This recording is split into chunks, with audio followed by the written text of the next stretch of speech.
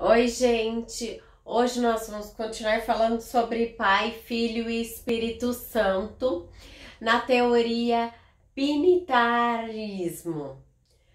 Nós estávamos falando que Paulo, ele não colocou o nome do Espírito Santo na hora de saudar as cartas. Eu tinha dado 2 exemplos e hoje nós vamos dar mais um exemplo em Efésios 1, de 1 a 3. Fala o seguinte: Paulo, apóstolo de Cristo Jesus, por vontade de Deus, aos santos que vivem em Éfeso e fiéis em Jesus Cristo, graças a vós outro e a paz da parte de Deus, do nosso Pai e do Senhor Jesus Cristo.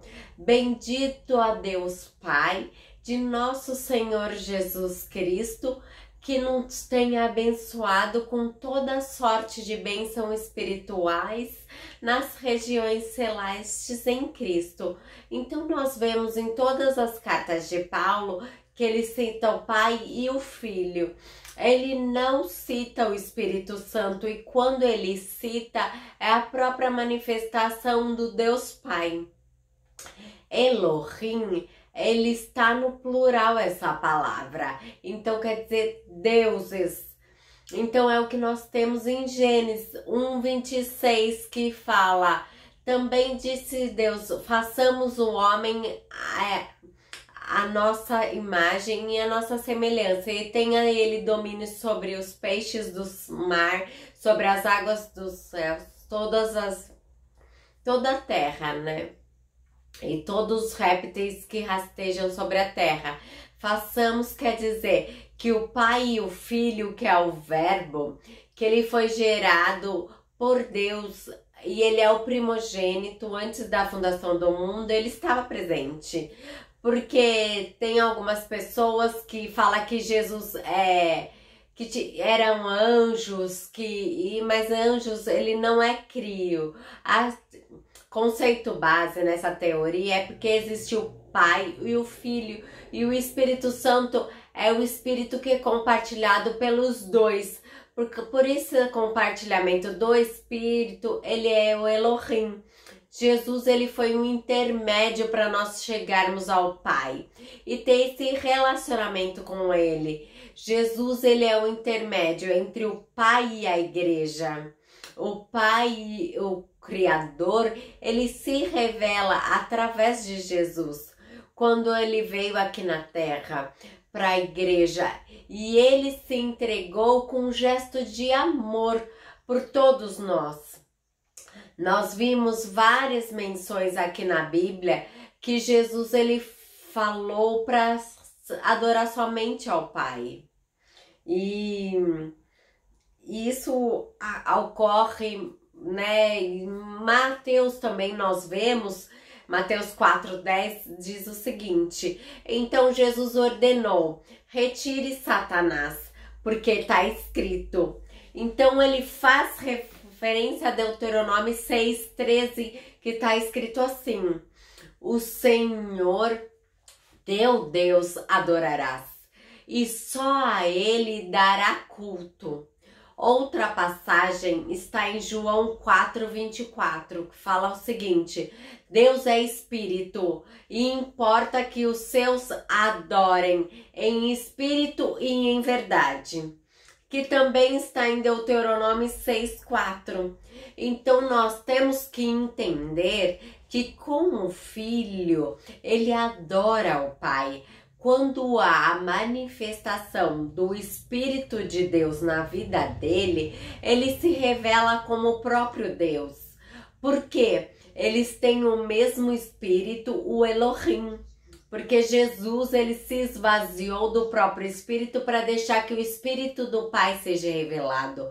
Nós vimos quando ele estava como Jesus, ele mesmo falou em Mateus 24:36, mas a respeito daquele dia e hora ninguém sabe, nem os anjos dos céus, nem o Filho, senão o Pai.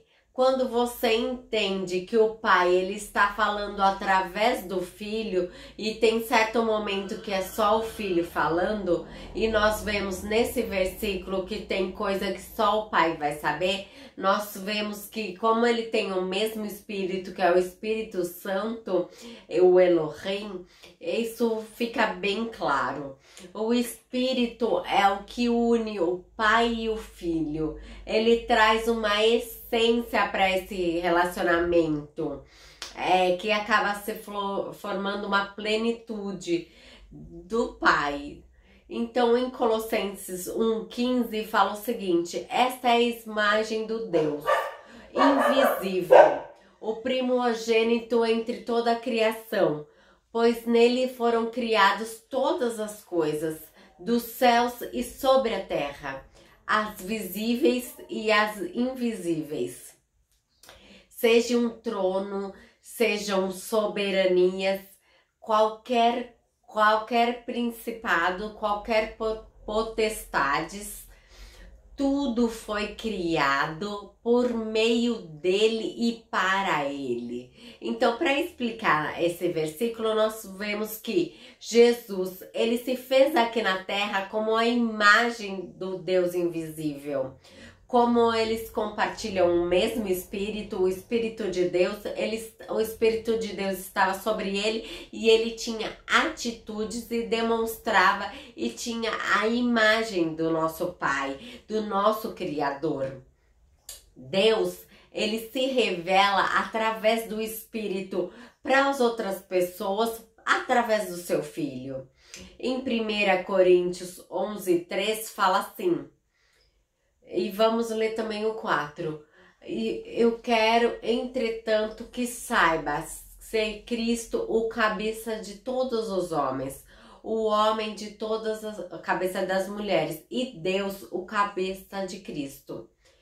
Paulo, ele apresentou aqui a liderança, a honra divina, que vem Deus Pai, que é o Criador, depois vem o Deus Filho, que é Cristo, o Messias, que veio como homem, e depois vem o homem, e depois vem a mulher, ou a igreja, que isso dá base teórica para a autoridade, que é essa autoridade que nós temos que honrar.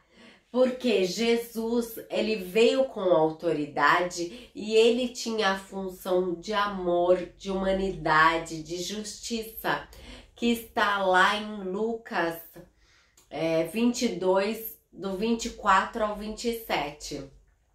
Em 1 Coríntios 15, do 24 ao 28, fala o seguinte: e então virá o fim, quando ele entrar no reino do Deus e Pai, quando houver destruído todos os principados e todas as potestades e poder, porque convém que ele reina, até que haja posto todos os inimigos debaixo dos teus pés.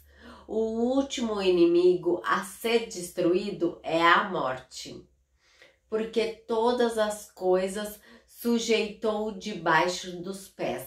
E quando dizes que todas as coisas estão sujeitas, certamente excluiu aquele que tudo subordinou. Quando, porém, todas as coisas lhe estiverem sujeitas, então o próprio Filho também se sujeitará, aquele que também todas as coisas se sujeitou, para que Deus seja tudo em todos. Esse sujeitar desse texto quer dizer que o Pai deu toda a autoridade para o Filho, para ele colocar tudo debaixo dos pés e destruir tudo. Aqui tem uma referência ao milênio, onde o reino do Pai, ele vai passar para o Filho e o Filho vai ter toda a autoridade e vai destruir tudo e vai estar tudo debaixo dos pés. E Deus vai honrar para que tudo esteja em Deus.